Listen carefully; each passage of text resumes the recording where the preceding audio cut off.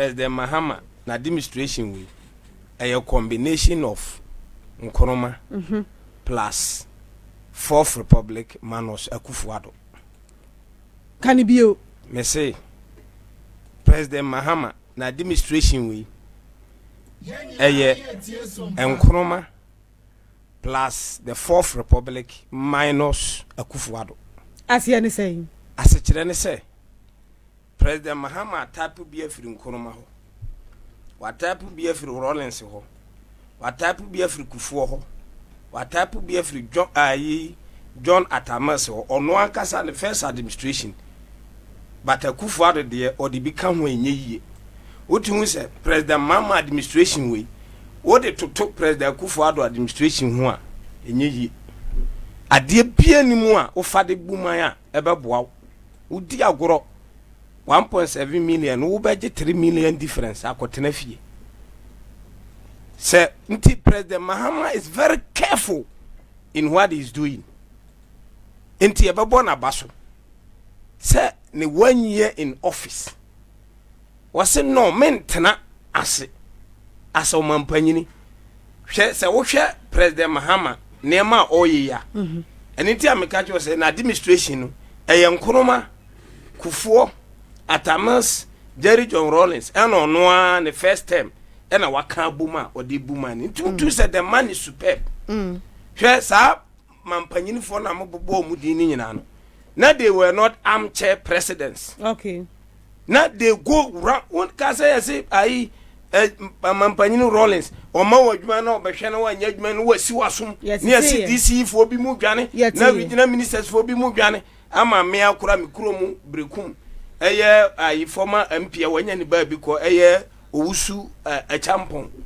nyame fa ne kransie na owusu a champon na it was alleged say osi na so e wo project bi ho ana ye keka ye wo MPs bebre ministers bebre a no mo wadwuma na wanya adwuma ni ya onfa wo ni agro because of say na onye armchair president.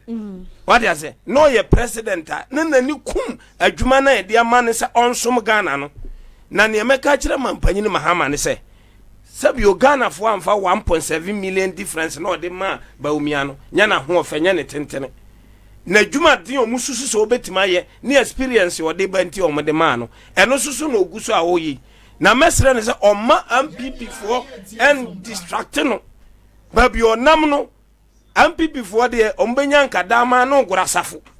Ombenyanka President Mama fail. He said the Beya President Mama failure. Ombe come to Abaimu. But President Mahama will never fail. And President Mahama has no justification to fail because he has tasted it all. Until 1 year in office. Now President Mahama visited all the regions, most of the constituencies. Now ongoing projects. What in the near Koshebi says so aso. Ajuma medema men Nkrofo so omunye eno no muguso omuye ya ye moni pase ya baso enene kasa na amu ate ha no kan President Mahama 1 year Sampa Jinjini to Sampa Road se kasi guso ya adwuma se sunyani outer ring road no se kasi guso ya adwuma anya hwe no de ayakobo from se 24-hour economy market ye bizimeboa minu yesi usi market anajo akromfo be wia ada akramo eniwo anajo yenidwa o nti what is the difference between akramo ni 24-hour economy market na yebisi anasa yanka no morning nti NMP before nti asiana market na yebisi ni all district it is like a mall bibibia bi wom anajo awio anyumro you can go there and chill last time aname wa Accra me free Accra mall mi free Accra mall kuya na bo anajo 1 AM mi free Accra mall na bo anajo 1 AM nso na nipa guo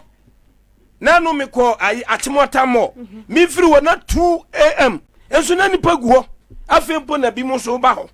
what you say and so what is the big deal say you be such a mall ewo techima ha sorry sunyan has be techima has be nkuranza has be doma has be brekum masa President Mahama is a visionary leader hwe nkofo wo mu yo mu se na o mu ntia ban mu nanu ada no mu fra ban mu wo kai President Kufuor the entire 4 years ni nyina ni onim ni say obekwa asoro kura oso akonwa 1 V8 na so akonwa na oman ye bi wo kuro ma 1 V8 na so akonwa na de nam President Mama ba at least won say akonwa bi so ka e de nam President Kufuor do chia hemfo kura na was who born dog sorry jina na chia me buoni ani tie kura President Kufuor do amfa bi amagana for da ena we President Mama sa president asifom enam babia ye kwan sa mehwe se kwan ye ni ya na enkoye umpe we na upa mamu a oso ayi upa mamu o han private jet no dem Arabian king no dware gu Ghana for so okaka o se majare upe amamu a president kon krom Asante region babia to abama ne yie na yesi kwan nya o se wonto agya okokuru moti enye wa na adia upato amamu a yeja project ewo wuram onu otie ka project asem se doma hene nana doma hene na pia wo nkwaso na no minya kwanya ne nana shia otia nana ye fantastic leader na se nana hu se President John Dramani Mahama de fa no osia oyo ye ka kire na obeyo because oya takanadu oba ya no de asha ne manifesto o de asha even ukọ MMDC de bi so omo odi ai get fan koye sorry common fan koye no odi asem se project bi a friend legacy projects e wo district ni ayi no omunya incomplete ni nyina because it will serve the community a purpose anti omudi siye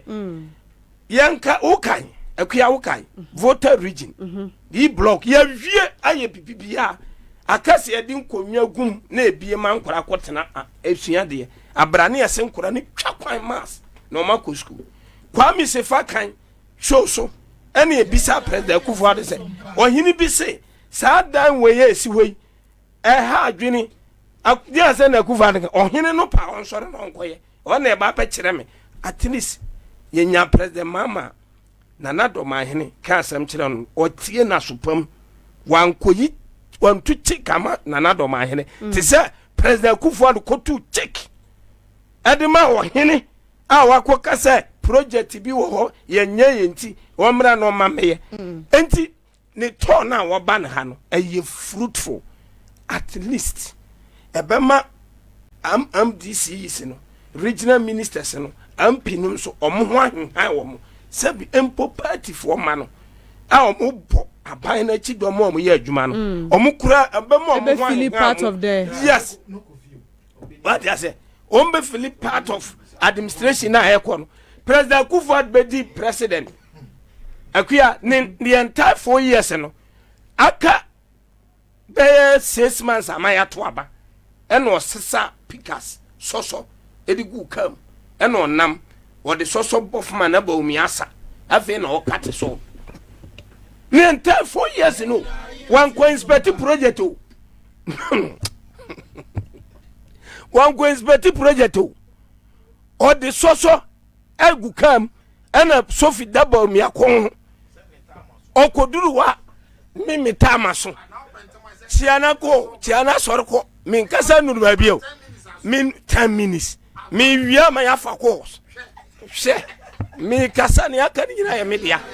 ne wo ba kasa we ha akuya ni entire 4 years no President Kufuor wa betena konwase ya ma 4 years one co inspect project o na mom o de soso agukam na bawumia Sophie Dabo mi akon o de bofom taw na bawumia sa Kufuor de no bawumia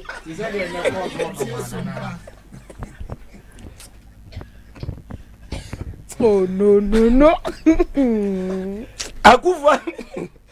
Kufuor de no bawumia adamu ye den a afi ni ye cut sword mfie 9 na so bia be dia konwa wanyia no o inspect project utie bonachi na unim papa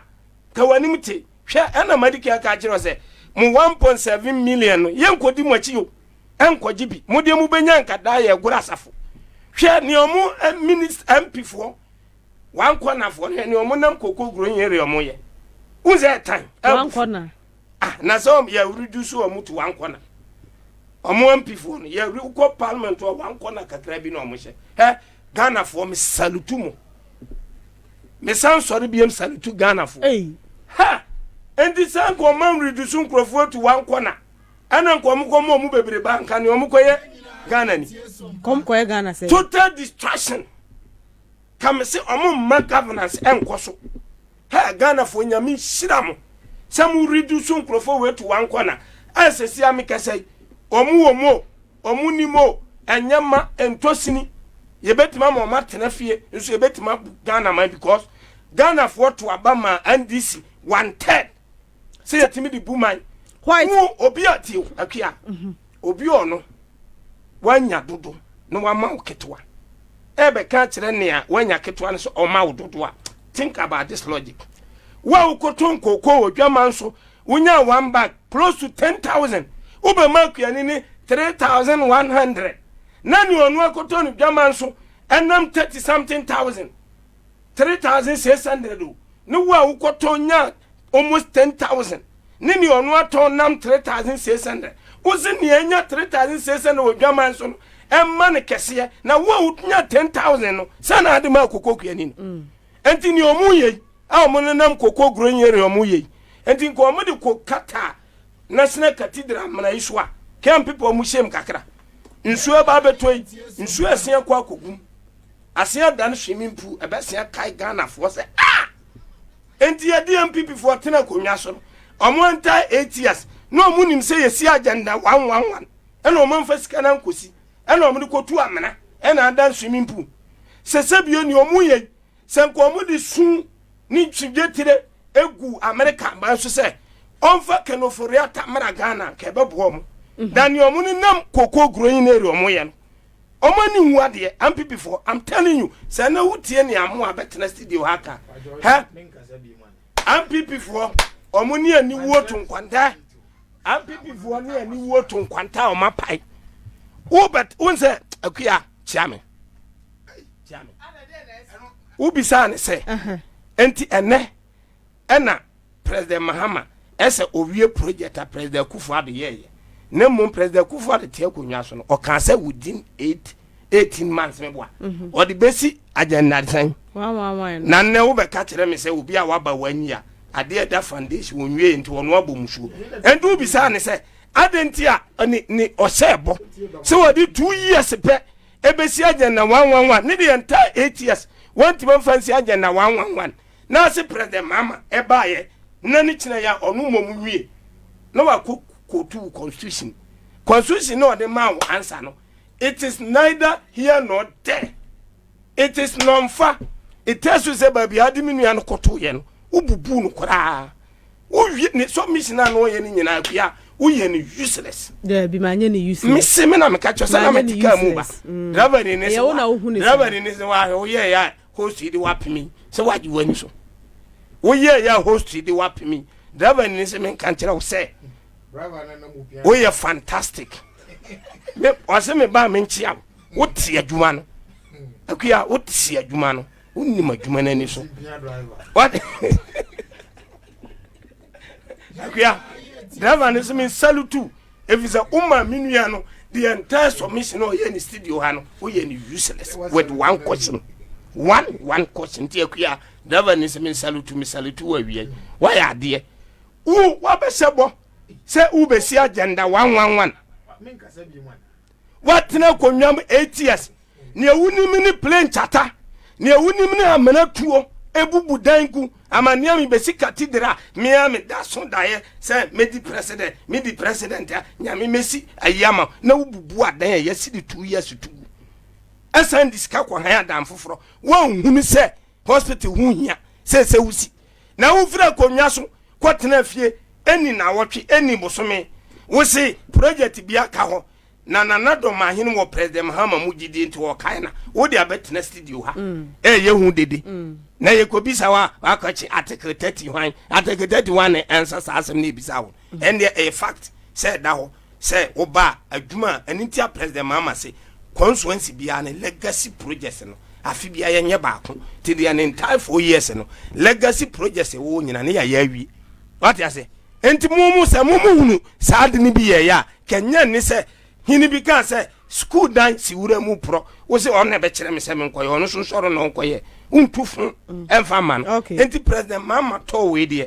eye to a sabio wa kire se wa mase ye obetena konwa no so aye amche sabio no sora obeko ba bi so a no so akonwa de nam da bi oba se oba be ye adwuma en oba ye no so utun se wa secure region ni mu because panya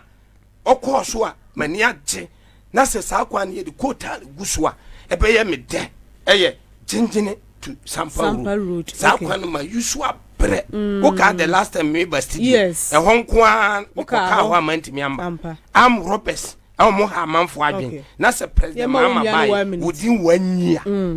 na se wo se me yes akwan na ka mo obeduru he se wo bona ba so wo se wanyina brekum atena de ne na ho a ye gina anya hwe no okogina fetenta what I say okwo fetenta nti fetenta is part of what brekum enye ba bia no obekwa akoye den akwa akobodwa